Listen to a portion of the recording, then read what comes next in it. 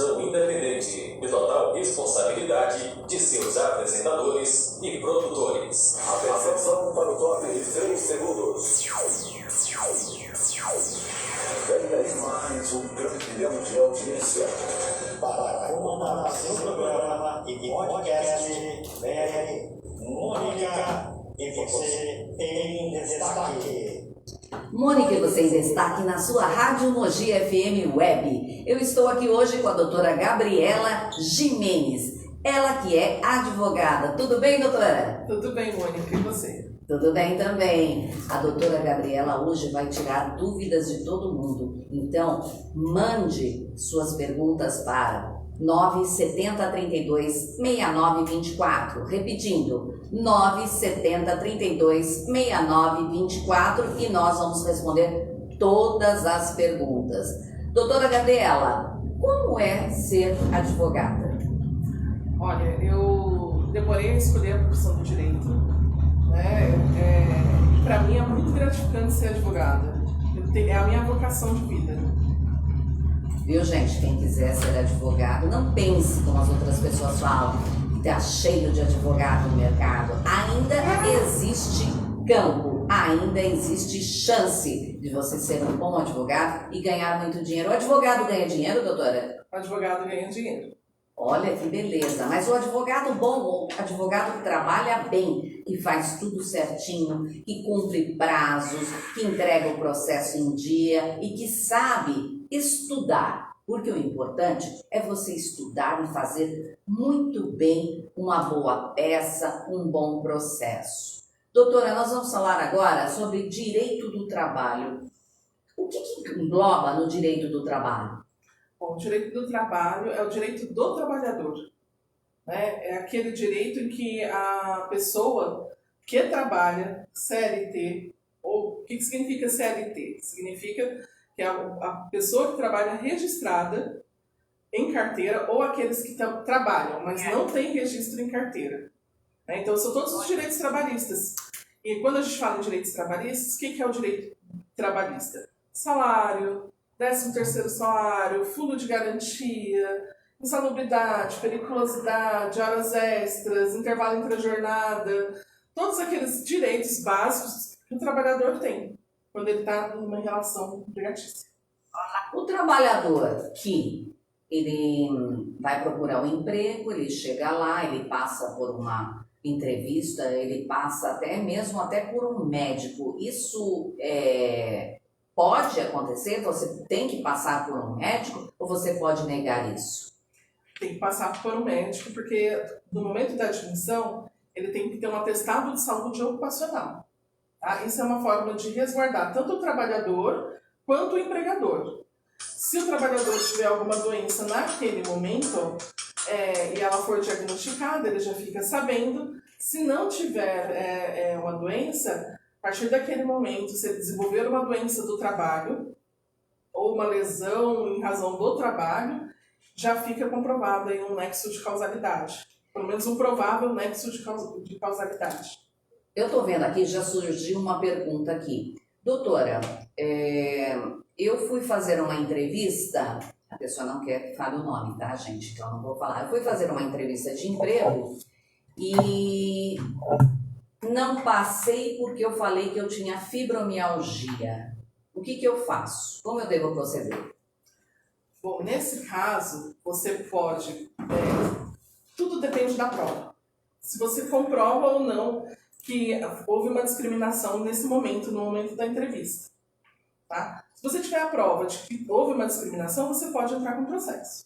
Se você não tiver essa prova, você vai ter que produzir essa prova para entrar com processo. Então, tudo no direito do trabalho depende da prova que o trabalhador tem. Pode ser uma prova testemunhal, pode ser uma prova documental, hoje em dia pode ser uma prova eletrônica, tudo vai depender muito da prova que o trabalhador traz para a gente. Em todo caso, nós precisamos analisar ele desde o início para poder trazer uma solução para esse trabalhador. Nesse caso, que ela me narrou aqui, ela tem fibromialgia, ela só não me falou o seguinte: se essa fibromialgia é constatada, se essa fibromialgia é PCD. Porque para ser PCD tem uma documentação, e se for PCD, a empresa que não tem a vaga de PCD, ela não precisa contratar. É isso? Não. Como funciona? Você pode repetir para mim a pergunta, que ela ficou comprida e aí... A são empresa, ela não constatada a fibromialgia, ela tem fibromialgia, mas ela não tem a documentação de fibromialgia. Então, praticamente, se fosse pelo INSS, seria inexistente. Se ela comprovar essa fibromialgia e transformar isso numa documentação que seja PCD e apresentar para a empresa como PCD, a empresa pode recusar esse PCD? Não. Se ela tiver a documentação de PCD e estiver concorrendo a uma vaga aberta para PCD, a documentação que ela trouxer por fibromialgia não vai ser recusada. Então a empresa pode, se a vaga não for para PCD, a empresa até pode recusar. Na realidade, no processo, você está falando de processo seletivo, né? Processo seletivo propriamente dito. Sim. Isso é um poder discricionário do empregador. Eu já trabalhei na área de recursos humanos, já trabalhei com seleção de pessoas. Nós recebemos, quando você está do lado aqui para fazer seleção de pessoas, você recebe um perfil de trabalho. Então, o que é esse perfil de trabalho? É a vaga, quais são as atividades que aquela pessoa vai desempenhar, o que a empresa quer daquela pessoa. Em nenhum momento a gente pode fazer nenhum tipo de discriminação. Isso é proibido. Então, uma mulher não pode concorrer a essa vaga porque essa vaga é masculina. Se a mulher tiver o perfil da vaga, ela pode concorrer. Tá? Agora, se ela vai ser aprovada, isso vai depender do desempenho dela na entrevista. Então, isso é para todo tipo de vaga. Então, gente, se vocês entenderam, se você tiver algum tipo de doença e não for comprovado que é PCD, você pode concorrer a qualquer vaga. Isso independe, desde que você consiga estar trabalhando naquela vaga, naquela ocupação, naquele cargo. Doutora, depois que a pessoa faz o processo seletivo, ela ingressa na empresa. O que ela precisa para ingressar na empresa? Somente a carteira de trabalho em dia? Hoje em dia, carteira de trabalho, os documentos pessoais, atestado de saúde ocupacional, toda empresa pede e solicita, e ter o perfil daquela vaga para a qual ela foi contratada. É isso, hoje em dia é basicamente isso. Se ela foi contratada, ela tem que cumprir prazo para entregar a carteira de trabalho ou não? Na realidade, a partir do momento em que há uma contratação, a pessoa já tem que entregar a documentação antes de começar a trabalhar. Se ela for entregar a documentação uma semana depois de ter começado efetivamente o trabalho, a empresa que faz isso já está agindo de forma ilegal. O empregado só pode entrar dentro da empresa para o trabalho com o registro. Então, nesse caso, a empresa já está descumprindo as regras da CLT. Sim. Tá. A pessoa ingressou na empresa, está trabalhando normalmente, ela... nós sabemos que existe a convenção coletiva ou acordo coletivo da categoria. O que é isso para a pessoa que está assistindo? Dê uma explicação assim rápida sobre isso para a gente entrar nesse assunto. A convenção coletiva de trabalho ou o acordo coletivo de trabalho ou o acordo individual de trabalho, eles são documentos particulares realizados entre a empresa e o sindicato da categoria. Tá? O que tem nesse documento? Nesse documento, geralmente vão ter regulações sobre o direito, mas o direito que não está na CLT, ou que não há previsão. Então, são os benefícios para o trabalhador. E, provavelmente, vai estar falando ali sobre banco de horas, sobre o vale transporte, sobre o valor do vale alimentação, sobre o VR, se a empresa tem que dar ou não, sobre a PLR, né, que é a participação de lucros e resultados. Cesta básica, vale transporte. Todos esses direitos que todo mundo acha que é obrigação do empregador, mas que na realidade só tem por conta da convenção coletiva. Apesar que vale transporte tem uma lei específica para isso. Tá? O vale refeição não, geralmente é concedido pela convenção coletiva. Plano de saúde também geralmente está na convenção coletiva, se a pessoa tem direito a plano de saúde ou não tem, plano odontológico, se ela tem direito ou não tem. Então, para a pessoa que vai ingressar com o processo, como que ela faz? Porque O acordo, geralmente é o acordo entre dois sindicatos ou duas empresas, o acordo coletivo? O acordo coletivo de trabalho é entre o sindicato do empregado e o sindicato do empregador. E a convenção coletiva? Também. Também. Então, já sabem que para você saber dos seus direitos, você tem que ir atrás do acordo, a convenção coletiva, num sindicato, o sindicato da sua categoria. Agora vamos falar sobre um assunto que está sendo falado muito em todos os meios de comunicação, que é a folga, que é o dia de folga. Quantos dias a pessoa tem que trabalhar? A pessoa ela tem que ter pelo menos um dia de folga a cada 6 dias trabalhados. Tá? Durante o mês, pelo menos um domingo. Se for mulher, dependendo da convenção coletiva, 2 domingos. 2 domingos. Aí, quando a gente fala em quanto tempo a pessoa tem que trabalhar, a gente está falando em jornada de trabalho. Então, por meio de uma convenção coletiva, você pode ter uma jornada de 12 por 36 horas. São as jornadas que geralmente quem faz? Enfermeiro, porteiro, a pessoa que trabalha na área médica, com segurança. E a jornada normal, que é a jornada de trabalho que todo trabalhador tem que fazer. São as 8 horas diárias, 44 horas semanais. Então, o trabalhador, no mínimo, tem que trabalhar de segunda a sexta, 8 horas por dia, sendo que no sábado 4 horas, sim, total de 44, e pode fazer horas extras. Pode fazer até 2 horas extras diárias. Diárias. Então, a pessoa que trabalha no sábado, ela pode fazer somente 2, ela não pode dobrar, fazer 8. Não. Na realidade, não é assim. Como que é? Vamos lá. Eu tenho um trabalhador, ele trabalha 8 horas diárias, e aí o empregador pede para ele trabalhar mais 2 horas. Tá? Ele não é obrigado a trabalhar essas 2 horas, mas geralmente o trabalhador trabalha essas 2 horas. Tem trabalhador que estende a jornada por mais tempo. 4 horas, 5 horas, 6 horas. A realidade do contrato de trabalho. Né? Então, tem o trabalhador que vai além das 2 horas. Essa hora ela é remunerada. Essa hora é remunerada com adicional de 50% ou com adicional de 100%, dependendo de que dias ele trabalhou. Se ele trabalhou de segunda a sábado, se ele trabalhou em feriado. Com relação, se ele trabalhou em horário noturno, essa hora também é remunerada com adicional noturno. Não é que o trabalhador vai se negar a fazer, geralmente ele trabalha. Ele trabalha porque ele precisa do emprego. Né? Ele vai fazer hora extra porque ele precisa melhorar a remuneração dele. Então, quando a gente fala em direito do trabalho, a gente fala em direito social do trabalho. Porque a pessoa sem trabalho, ela também fica sem sustento. E é muito difícil um trabalhador, ele pegar e não fazer uma hora extra, se o empregador dele pedir.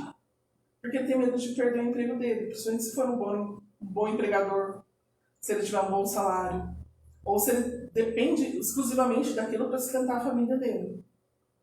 Então, se a pessoa trabalha 8 horas por dia, faz 2 horas extras, que são 10 horas, se ela fizer mais 2 horas extras, que são 14 horas, essas 2 horas extras a mais, quando pagas, vão ser pagas também nos 50%, se for dia de semana? Se não houver percentual diferente na convenção coletiva dela, sim, com 50%. Com 50% também. Nos finais de semana, 100%? Aos sábados, 50%. Domingo, toda hora extra de domingo ou feriado, 100%. Dependendo da convenção coletiva. Tem convenção coletiva que coloca lá 110%, 120%, 70%. Depende também do direito que o trabalhador tem na convenção coletiva dele. Então preste atenção na sua convenção é muito importante. Para saber se você está sendo remunerado corretamente. Agora, a pessoa que trabalha 6 dias por semana, no sábado ela vai receber normalmente. Porque tem pessoas que trabalham 8 e ultrapassam as 4 horas no sábado, é hora normal. São as 44 horas semanais. 44 semanais, independe. 8 horas diárias. Independe. A gente fala da remuneração, do plus de remuneração de 50% a partir da 8ª hora. Perfeito. Mônica, você em destaque na sua Rádio Mogi FM Web. Nós estamos conversando com a doutora Gabriela Jimenez, ela que é advogada, e o tema de hoje é Direito do Trabalho. Doutora, o trabalhador, é muito interessante que eu vejo todo mundo falar funcionário, funcionário, mas a lei fala que é empregado, como que funciona isso? São palavras sinônimas, né? O pessoal chama de funcionário, chama de colaborador, mas na realidade, quando a gente fala em direito, é empregado e empregador. Para nós, é o empregado e o empregador. Mas a linguagem comum, que todo mundo, a grande maioria das pessoas usam, é o funcionário, é o assistente, é o colaborador, A secretária. a secretária, quando na realidade é um trabalhador, é um empregado. É um empregado. Então nós temos empregado urbano, empregado rural, nós temos mais algum outro tipo de empregado? Hoje em dia nós também temos a figura do empregado, do servidor público que é empregado, né? Também. Já, além do empregado doméstico. antigamente quem era servidor público era só estatutário. Hoje em dia também já existe o empregado que é pela CLT. Ah, porque eu pensava que a palavra funcionário seria somente para quem trabalhava no setor público. Então agora foi instituído empregado no setor público. Também tem empregado no setor público. Vivendo e aprendendo, viu? Então, se você não sabe, se alguém te falar que você é empregado, aceite, porque a lei fala que é realmente empregado. Todos que recebem salário são considerados empregados. Nós só vamos diversificar aqui a forma que ele pode ser empregado. Empregado do setor público, empregado do setor privado, que pode ser empregado doméstico, empregado rural, empregado urbano também. Doutora, a pessoa tem que receber o salário no mínimo de quanto? No mínimo, o salário mínimo nacional. Nacional. Aí cada estado tem o seu piso estadual. Tá? E aí, por exemplo, São Paulo tem um piso, Rio de Janeiro tem um piso. Esse seria o valor mínimo que cada pessoa deveria receber. Se o empregador deixa de pagar o empregado, ele vai entrar com uma ação trabalhista. Ele coloca na ação o piso nacional ou o piso do estado? Dependendo do piso da categoria. O piso da categoria. O piso da categoria, que é aquele piso mínimo que está na Convenção Coletiva do Trabalhador. Viu? Olha como é importante a convenção coletiva. Busque a sua, leia todos os seus direitos e procure um advogado para verificar se está tudo certinho. Uma outra dúvida. As pessoas leem a convenção, leem o acordo coletivo da categoria, vê que tem um monte de direitos que o empregador não está cumprindo. O que ela deve fazer? Procurar um advogado que seja especialista na área de direito do trabalho e entrar com uma reclamação trabalhista. Hoje em dia, a gente não precisa judicializar também a reclamação trabalhista. Seu advogado ele pode notificar a empresa após a sua demissão ou durante o contrato de trabalho, se for o caso, e tentar realizar um acordo extrajudicial, homologado na Justiça do Trabalho, referente a esses direitos. Geralmente o empregado ele tem medo de pedir os direitos no contrato de trabalho porque ele acredita que vai ser demitido. Isso é uma verdade? Não totalmente.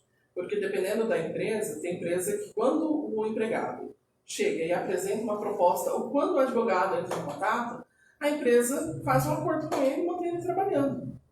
Eu posso falar disso porque já aconteceu comigo, de entrar em contato com a empresa verificar que a contabilidade tinha aplicado a convenção coletiva de forma errada e nós fazermos um acordo para que aqueles valores que eram devidos ao empregado, eles fossem pagos de forma parcelada e o empregado continua trabalhando na empresa. Olha, que ótimo! Doutora Gabriela Jimenez, o empregado ficou doente, ele está de cama, ele não consegue levantar da cama, ele fica 1, 2, 3 dias na cama. Ele tem quantos dias para poder ir a um médico e levar o atestado para a empresa? essa aqui, a primeira, se ele está doente, ele não conseguiu fazer o atendimento médico, né, ele também não vai ter o atestado para apresentar para a empresa. Não é uma quantidade de dias, na realidade. Ele tem que, se o empregado está doente, ele precisa passar no médico naquele dia, que ele se sentiu mal ou piorou da sua condição, porque muito trabalhador trabalha doente, a gente sabe disso. Está gripado, alguma coisa assim, já passar no posto de saúde ou no plano de saúde e já pegar um atestado ali para a quantidade de dias que ele precisa. Né? Para a empresa, o ideal é sobre o fechamento da folha da empresa, porque o atestado é para que ele não tenha desconto dos dias. Então, ele tem que entregar, por exemplo, tem empresa que fecha a folha no dia 20, tem empresa que fecha a folha no dia 25, tem empresa que fecha a folha no dia 30. Ele tem que entregar esses atestados no RH antes dessa data, né, para não prejudicar o funcionamento da empresa. O pessoal fala, mas você ficou doente e você tem 2 dias. Na lei não fala a quantidade de dias que essa pessoa tem para entregar o atestado. Ela só fala que o atestado é bom na falta. Eu conheço uma empregadora que ela tem uma empregada que ela é bem profissional nesse aspecto de atestado. Todo dia ela consegue mandar um atestado novo para a empresa. E ela não consegue demitir a empregada porque essa empregada nunca aparece. O que nesse caso, o empregador tem que fazer? Bom, primeiro consultar o advogado dele, o jurídico dele interno da empresa. Mas se ele não tiver um jurídico interno, né, que vai poder dar essa orientação de forma adequada ao caso dele, que vai poder verificar esses atestados dessa funcionária, se esse atestado é o mesmo CID. O que é o CID? O CID são as doenças, é uma classificação de doenças que vai falar se aquela pessoa tem um problema mental, se aquela pessoa tem um problema ósseo, o tipo de doença que ela tem, assim, em linhas gerais. E se aquela doença ultrapassou 14 dias. Porque se ultrapassou 15 dias, na realidade, o empregador vai pagar 15 dias e o ultrapasse daquilo, o trabalhador tem que acionar o INSS para entrar com auxílio-doença. Tá? Agora, está acontecendo isso. Estou tentando falar com o empregado não vem. Eu notifico, mando um telegrama pedindo o retorno dele ao trabalho e a apresentação dos atestados médicos.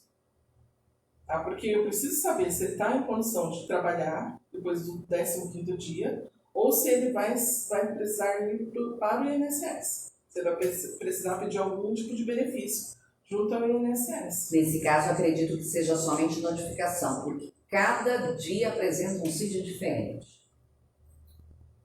Tem que ver se o CID é correlato, se a doença é correlata. Tem que verificar também a questão de quem está emitindo, se é um atestado falso ou não é, porque é muito estranho um CID diferente para cada dia. Como é que essa pessoa consegue ficar doente um dia de uma coisa, outro dia de outra, outro dia de outra? Né? Então, assim, todo caso tem que ser avaliado de acordo com a documentação que nós temos. Eu seria leviana de fazer uma avaliação de um caso sem a documentação daquele caso. Então, se você tem algum problema em relação a atestado médico, procure o advogado, leve o atestado, converse com ele para verificar o que está acontecendo de errado. Se tem algum problema no seu atestado que não está correto, porque às vezes a empresa não está aceitando, ou se você não tem os dias permitidos, se você entregou no prazo que deveria para a empresa poder fazer o fluxo de caixa, a virada do mês, então você procure um advogado e veja se realmente isso está correto. O empregador paga as contas direitinho, faz tudo direitinho. O empregado é um empregado que trabalha muito bem, cumpre com todas as suas obrigações, mas de repente no percurso desse trabalho acontece que ele tem um problema de dores. As dores ocorrem porque ele não tem uma cadeira adequada, ele não tem uma mesa adequada. O que ele deve fazer? O empregado ou o empregador? Porque aí são duas condutas. As duas condutas. O empregado, se ele tem um problema de dores no corpo, ele precisa verificar junto ao empregador se aquele imóvel que ele está trabalhando, ou aquele local que ele está trabalhando, se ele tem condições ergonômicas de trabalho.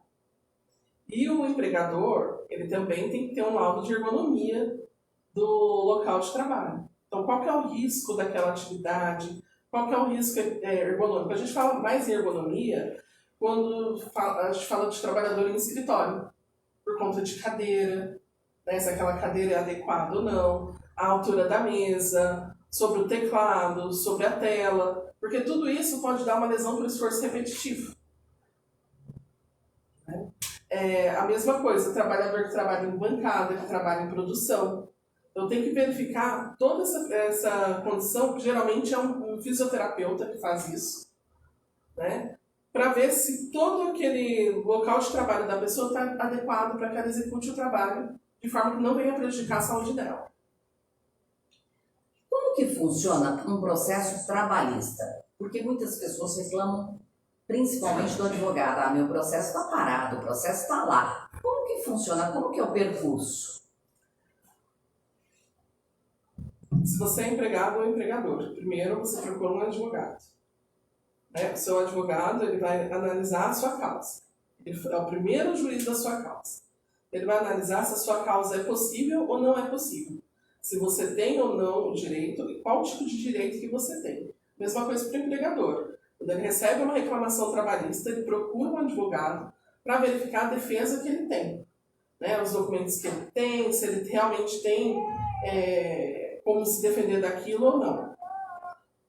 Vamos falar do processo para o trabalhador, no caso, que geralmente é o que acontece mais.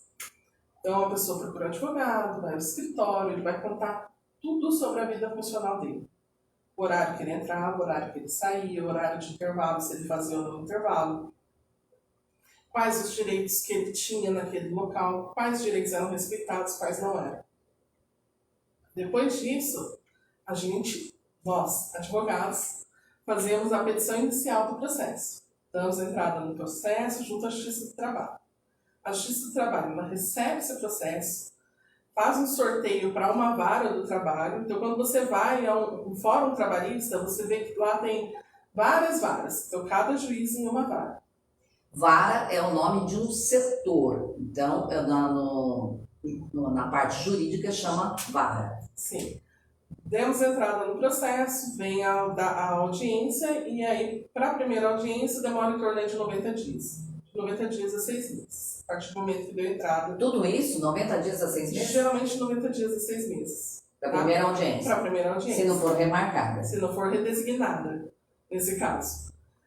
Às vezes a pessoa deu entrada, tem o endereço lá do empregador. A Justiça do Trabalho tentou fazer a intimação, não conseguiu, ele vai redesignar essa audiência para tentar fazer uma nova citação desse empregador. Tá? Se não conseguiu, aí vem uma citação por edital. Aí essa audiência ela demora mais para acontecer. O empregador, um processo trabalhista hoje, ele demora na primeira instância em torno de 1 ano até ser julgado. Quando ele vai para a segunda instância, mais 1 ano. E aí, se ele precisar ir para a terceira instância, aí a gente fala de 2 a 3 anos para ele voltar. 2 a 3 anos. Processo, a partir do momento que o advogado ingressa com o processo na justiça, então na justiça da primeira instância é 1 ano. Isso, a primeira instância é aqui, na cidade em que a pessoa reside ou na cidade em que a pessoa trabalhou.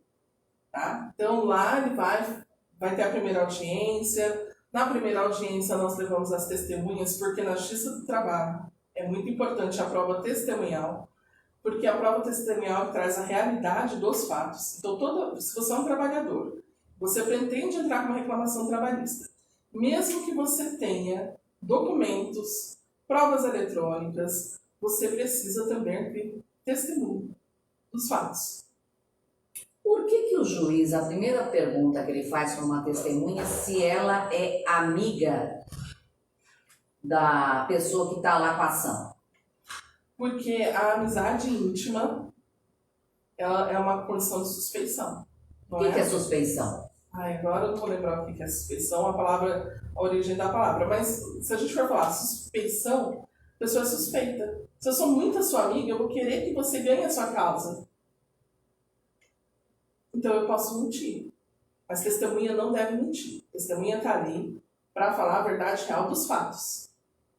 Então, o ideal é que a testemunha não seja um amigo íntimo. Não. O que é um amigo íntimo? Frequenta os mesmos locais? Frequenta a casa um do outro? Vão à festa juntos? Mantém um relacionamento de amizade recíproco? Isso é uma testemunha, uma amizade íntima. Né? Agora, se não, eu sou colega de trabalho. Colega de trabalho é aquele que conhece as condições do seu trabalho, como que ele foi executado, né? Trabalhou com você, mas ele não é seu amigo, ele não frequenta a sua casa, ele não vai aos mesmos locais que você, não estão sempre juntos. Ele é o seu colega de trabalho. Esse é o tipo de testemunha que é ideal para ser levada em uma audiência trabalhista. Então, amigo é amigo, colega é colega. Aqui nós estamos falando que a testemunha tem que ser realmente o colega de trabalho, aquele que realmente é profissional, sabe o seu dia a dia, sabe tudo que você faz, sabe as ferramentas que você usa no seu trabalho e com isso ele vai ser uma excelente testemunha, porque a melhor testemunha é a testemunha que convive com você. A testemunha fabricada, ela pode fazer perder o processo. Sim, às vezes a pessoa fica nervosa ali na hora também, não é nenhuma testemunha fabricada, mas emocionalmente ela não está estável para aquele momento da audiência e ela acaba te prejudicando. A pessoa que você leva como testemunha tem que ser uma pessoa muito convicta e muito conhecedora de todo aquele processo de trabalho que vocês vivenciaram juntos. E quando entra, no caso, no processo ainda, nós temos a petição inicial, que narra tudo o que aconteceu com o trabalhador, seus direitos, seus deveres, suas obrigações e aquilo que o empregador deixou a desejar e não cumpriu. Com o acordo ou a convenção coletiva de trabalho. Nós temos tudo isso. Aí nós passamos por uma audiência, nós temos a testemunha. Quando que entra a prova pericial, a palavra perito? Prova pericial é quando o empregado, ele não...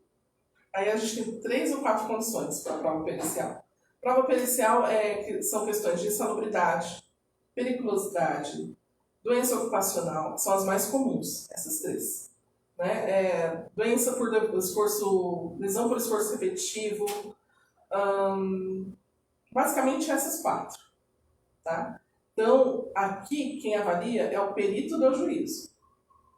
Então, por exemplo, se você trabalha em condição de insalubridade, que você pode ter um adicional, que é um plus salarial, com base no salário mínimo de 10, 20 e 40%.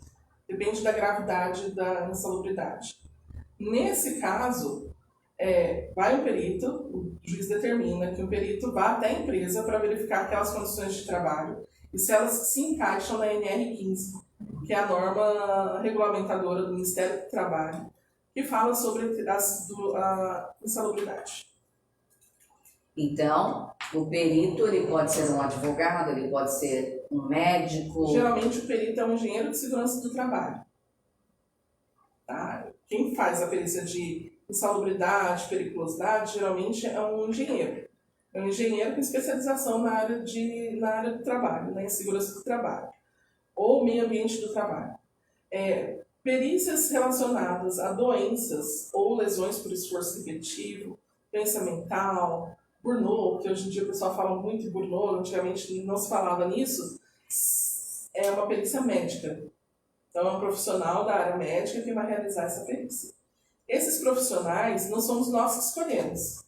Esse profissional é um profissional escolhido pelo juiz da vara. Então, o juiz lá da primeira vara, o juiz da segunda vara, o juiz da terceira vara, eles têm um profissional que eles indicam para fazer esse serviço, esse trabalho. Porque o juiz ele entende de lei. Quem vai entender dos aspectos médicos, do meio ambiente de trabalho, é um outro profissional, que é o assistente dele, para auxiliar ele na tomada da decisão, para ver se a pessoa realmente tem ou não esse direito. A empresa geralmente faz o CAT, que é o acidente de trabalho, quando é algum acidente praticamente ortopédico. Caiu da escada, se machucou, se lesionou, é alguma coisa visível. Quando o acidente de trabalho é um acidente por doença, tanto física, que o trabalho lesionou a pessoa, ou doença mental, que o trabalho lesionou a pessoa, não é feito o CAT. Como que se considera essa doença que teve a parte física lesada ou a parte mental lesada na Justiça do Trabalho? A questão da doença mental, ou a doença, por exemplo, a pessoa que tem um problema de coluna, né, que não abriu o CAT, mas ela desenvolveu isso durante o contrato de trabalho. Aí a gente volta lá no começo, na importância do atestado de saúde ocupacional. Porque naquele momento ela estava apta ao trabalho. Uma concausa relacionada ao trabalho. Vai ajudar a verificar se isso aconteceu durante o contrato de trabalho ou não. Tá? Aquilo. Então, se você não sabe, muitas vezes uma dor no seu corpo, alguma ansiedade, alguma situação diferente pode ser ocasionado do trabalho. Então você procura um médico, verifica, o médico vai fazer todos os exames, os relatórios, os laudos e que constem no CID, e ali vai ser verificado se você tem ou não uma doença ocasionada do trabalho. Mas também na justiça, não vamos falar só de coisas ruins no trabalho, não é? Existe, que mês? Eu acho que é abril, acredito que seja fevereiro, que tem o dissídio. O dissídio ele depende da categoria. O dissídio, vamos lá. O salário mínimo, anualmente, ele começa a vigorar a partir de janeiro. Então tem uma mudança aí para aquele trabalhador que recebe salário mínimo.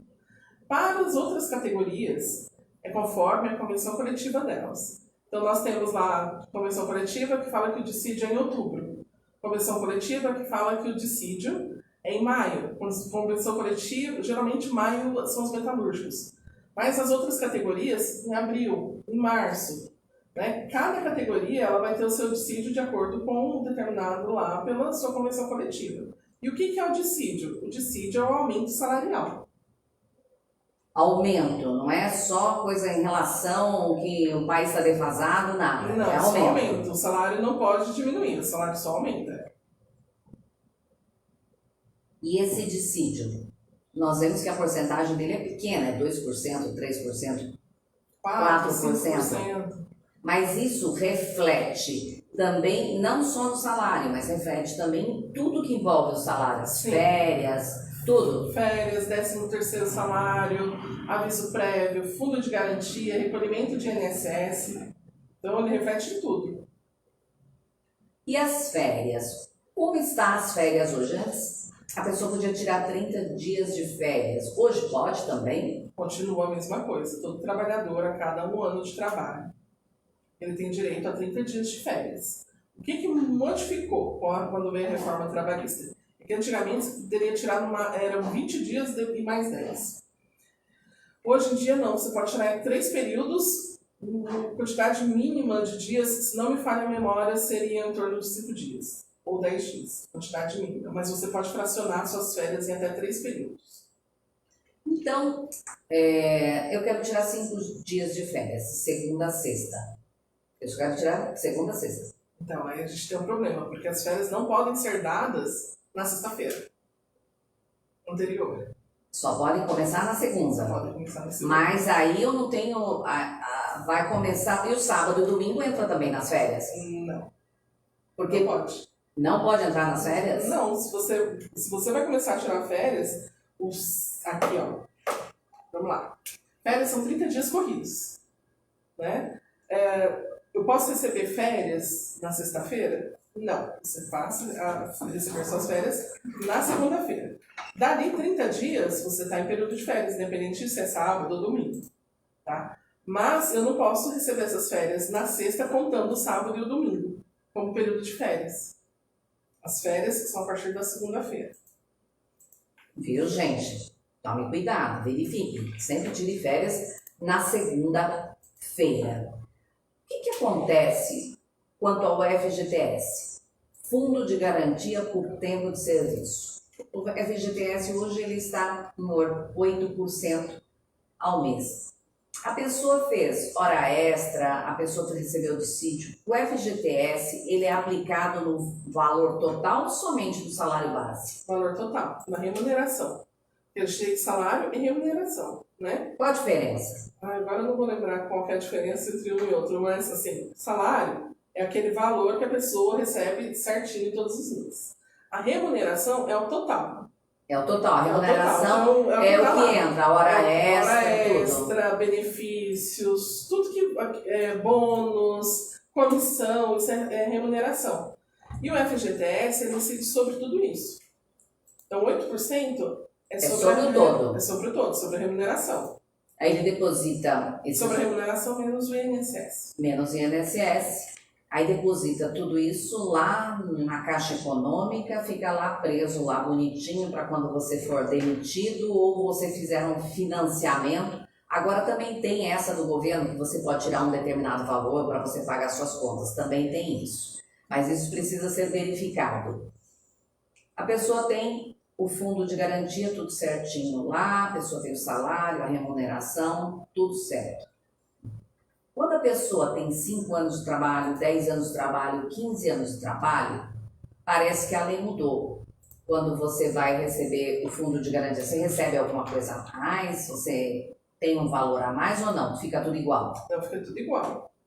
O que muda é o aviso prévio. É o aviso prévio. O que O acontece? FGTS é 8% da sua remuneração, que é depositado todos os meses naquela conta. E quando você é demitido, você tem uma multa de 40% sobre todo aquele montante do seu contrato de trabalho. Então, se você trabalhou 1 ano ou trabalhou 20 anos na mesma empresa, quando você for demitido, você vai receber a multa de 40% sobre o valor que tiver depositado lá. Com relação ao aviso prévio. O aviso prévio é no mínimo de 30 dias e a cada ano trabalhado você soma mais 3 dias, limitado a 90 dias. Interessante. Então, eu trabalhei 2 anos, eu recebo... 36 dias de aviso.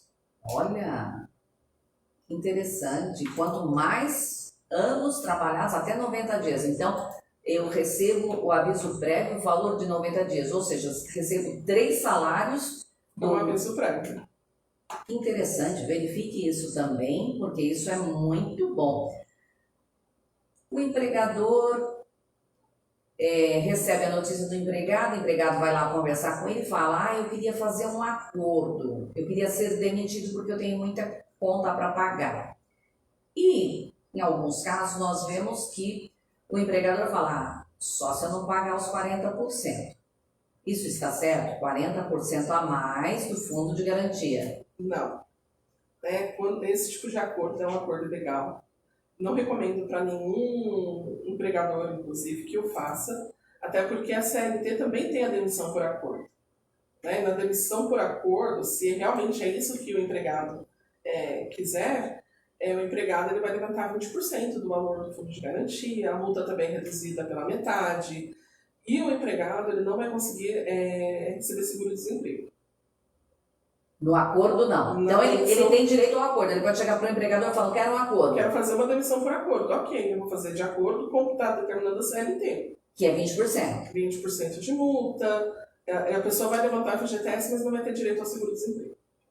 Olha, essa eu não sabia. Olha que interessante. Então, se você quer fazer acordo, não aceite que o empregador vá deixar de pagar os 40%. Então, você tem direito pelo menos a 20%. Se isso ocorrer, procure um advogado que ele vai tentar fazer o acordo ele mesmo com o empregador. Nós conversamos com a doutora Gabriela Gimenez, ela que é advogada, falamos sobre o tema Direito do Trabalho. Mônica, você em destaque na sua Rádio Mogi FM Web. Doutora, muito obrigada pela presença. Eu que agradeço a oportunidade. A doutora esclareceu dúvidas e se você tiver mais dúvidas, pode entrar em contato conosco no 970 32 6924. Repetindo, 970 32 69 24, que numa próxima oportunidade ela irá tirar todas essas dúvidas. Mônica, você em destaque na sua Rádio Mogi FM Web. Até mais!